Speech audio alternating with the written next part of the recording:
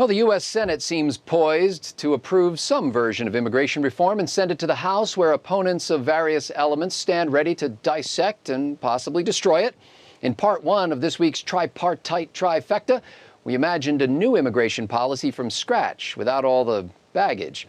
I'm PJTV's Scott Ott, joined now by Stephen Green and Bill Whittle. And this time, we take things just the way they are and ask, how should the leaders in the House and maybe the minority in the Senate move forward given the mess we're in? The final episode of this Troika, by the way, is available to members only, and it maps out a message to immigrants from a truly visionary and practical Republican Party. Well, men, the Gang of Eight is either eminently reasonable or a pack of weasels, depending on who's doing the assessment. But barring last-minute hijinks, it seems likely that some combination of stronger border security and don't call it amnesty will escape the Senate and invade the House. Now, Bill Whittle, House Speaker John Boehner will have to manage not only the process, but a potential mutiny against his leadership from his own party. On a practical, non-utopian basis, how would you handle all of this baggage and produce something that will actually address the real problems related to immigration? I just have a general rule of thumb, based on having watched politics for the last 4 or 5 years, and that is if Chuck Schumer's behind it, throw it away.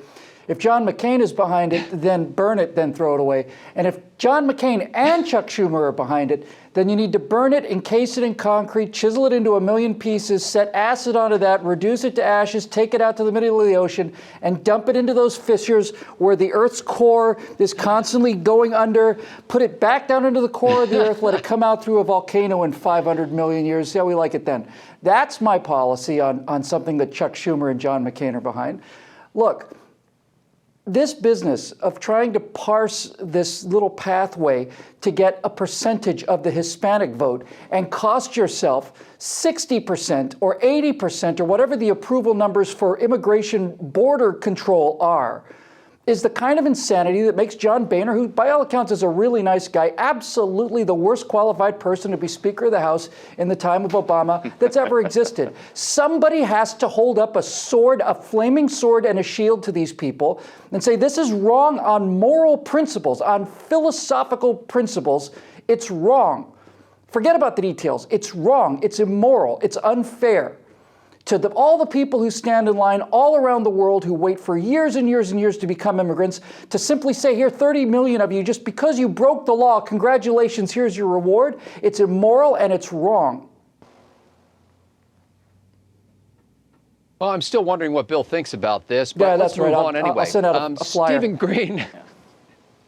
Stephen Green, the upstart House Republicans, are they naive debutantes who are making the platonic ideal the enemy of the good enough?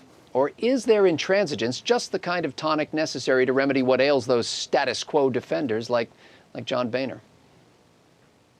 Well, if you're looking for an actual practical solution for Washington, D.C., I say the only thing we can really do is to take off and nuke the entire site from orbit. It's the only way to be sure.